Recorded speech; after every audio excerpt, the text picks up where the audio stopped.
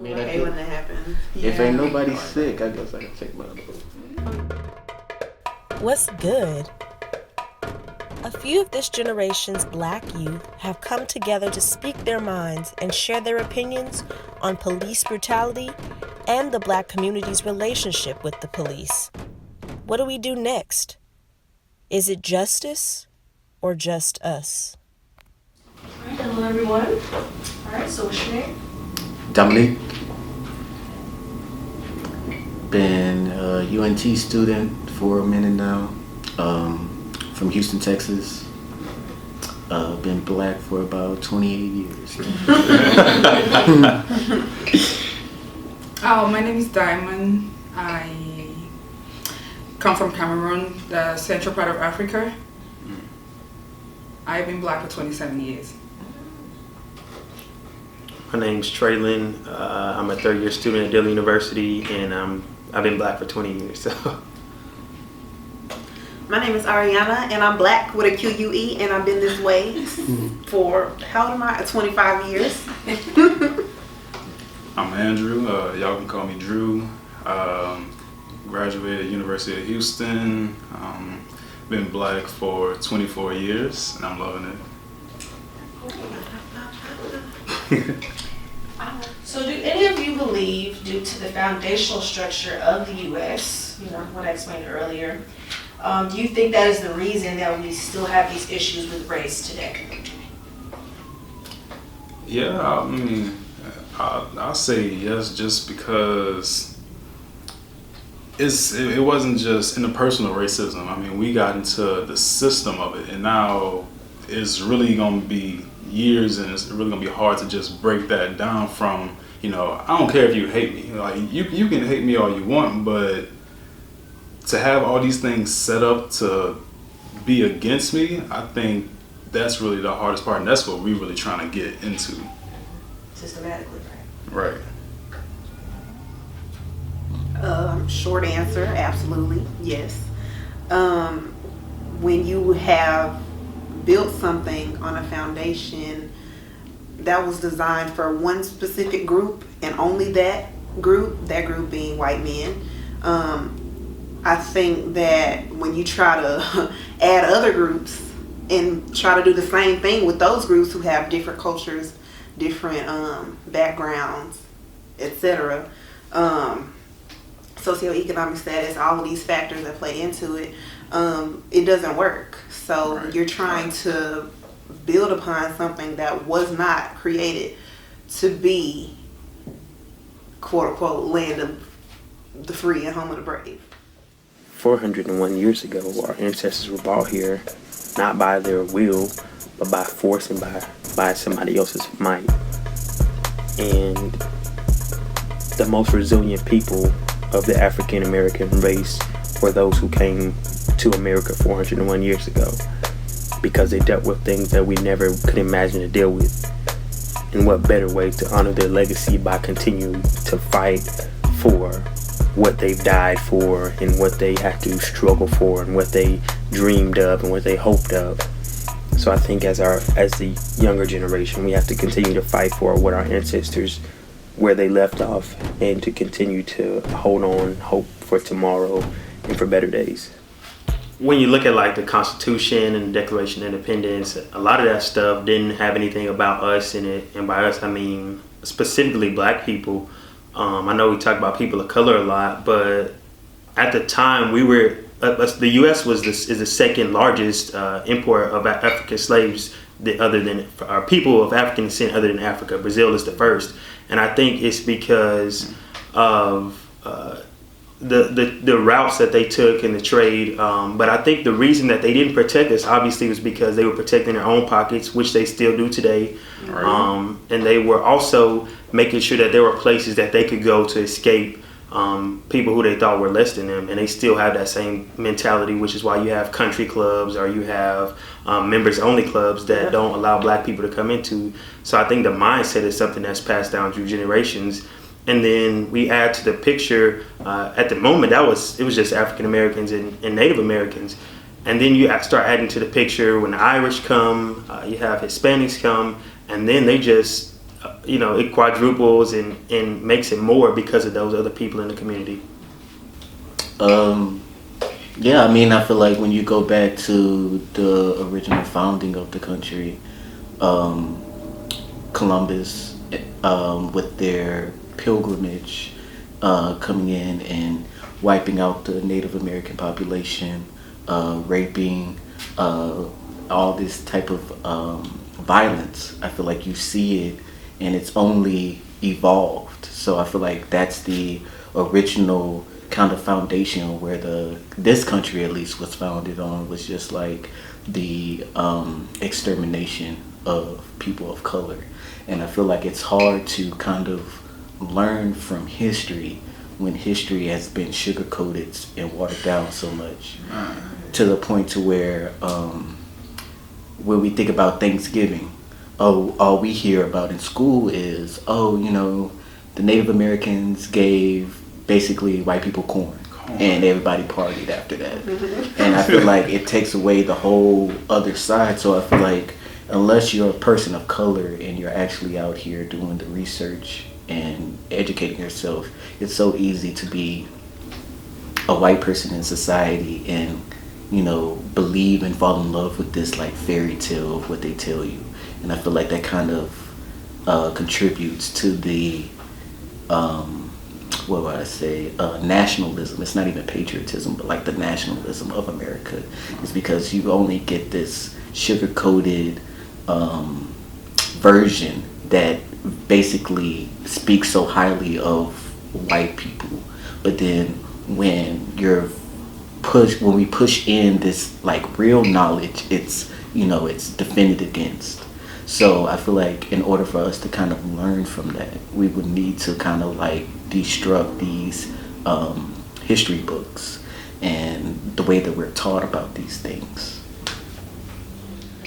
What are your thoughts about the police and their relationship with Black people, or what do you think that relationship looks like?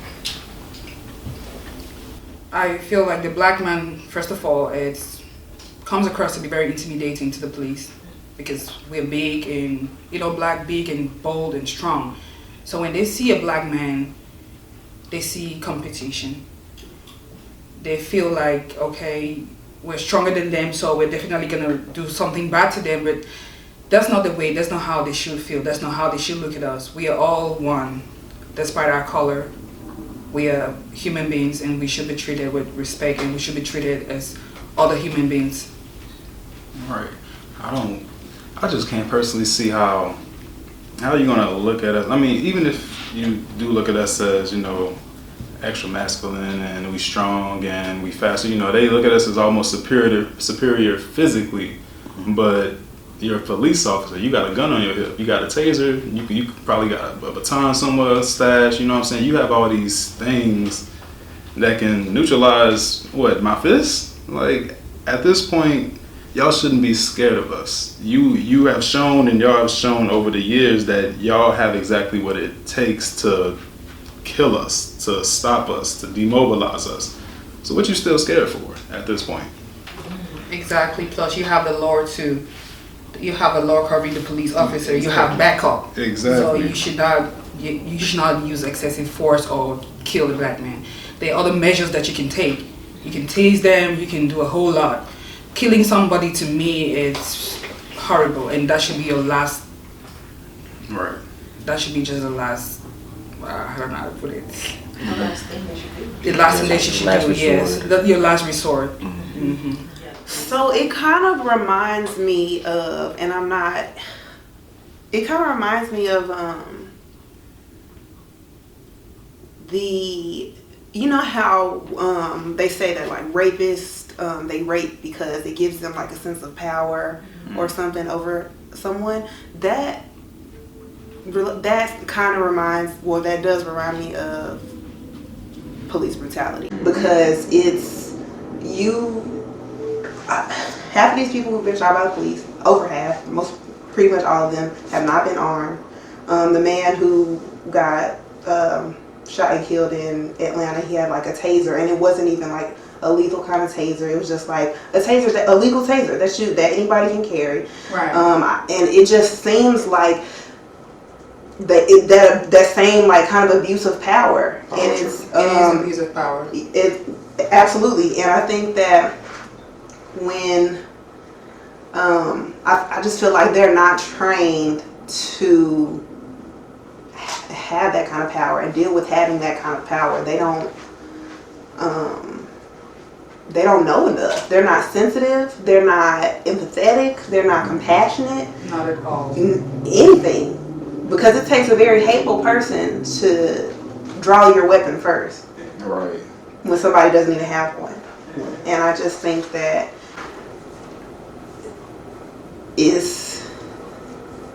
the relationship is just, it's a power dynamic. George Floyd, Breonna Taylor, Tamir Rice, Sandra Bland, Philando Castile. You know, I'm not just doing it for them anymore.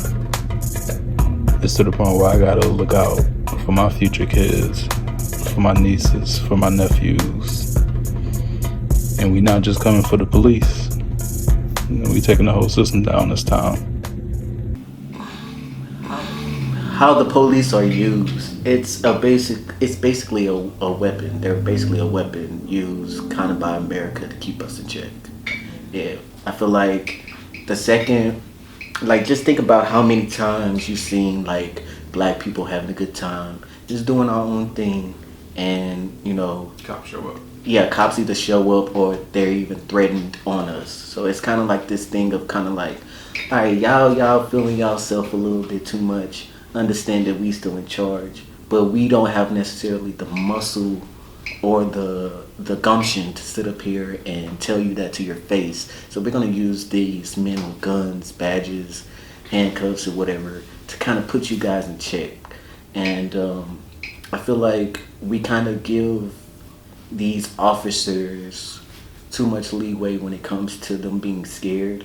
I feel like it's not necessarily even a sense of scaredness. I think it's just kind of a, you know, you go into this thing, you go into the academy, quote unquote, and you're trained kind of to definitely crack down on our community and how we are.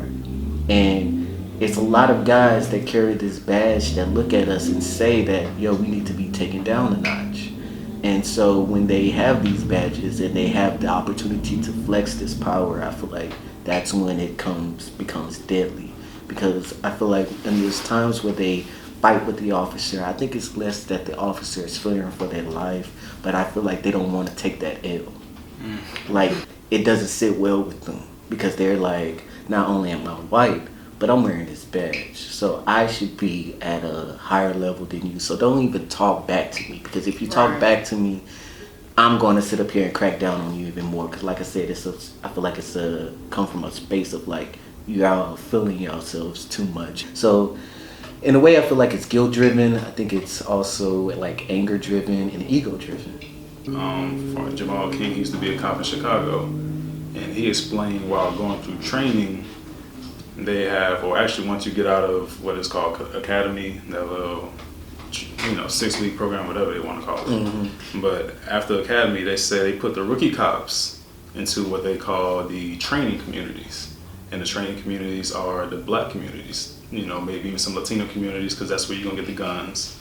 That's where you're going to get the drugs, you're going to get the fighting, you're going to get, all the stuff you want to go out and handle when you first come out. You want to get some prestige under your belt, I guess. Mm. And then they say on the other end of the spectrum, the older cops, when you ready to just kind of lay low, you ready to get that pension coming in, they put you in what they call retirement communities. And those retirement communities are mostly the white communities where you don't see a lot of crime. You don't really have much going on. You might get a noise complaint or something like that, where you just really just riding out your last 5 years so I can go ahead and get this pension and retire. And that's how they look at us. They think, okay, these people, this is where I'm gonna get the action. This is where I'm gonna be able to use that power like you're talking about. You know what I'm saying? If I want a power trip, let me go to the black community, somebody gonna mouth off at me and I'm gonna shoot them. Mm-hmm. You know what I'm saying? I'm feeling that type of way today, maybe. Yeah. And that's how they look at us like that. Like, if I need to get something off. Maybe if I'm feeling some type of way, I want to just relieve myself or actually have some action today. Let me ride over in these communities because I know something's gonna go down. Right. I agree with you. Because in 1994, the Clintons, specifically Hillary, called black men super predators. And because of the fact that we were listed or seen as super predators, you had stuff like the war on drugs, you had the crack cocaine epidemic in our communities. You see food deserts in the black communities. I definitely agree with that. I feel like the media has, since the start of the media, it has portrayed black people as everything from the minstrels to the mammies. And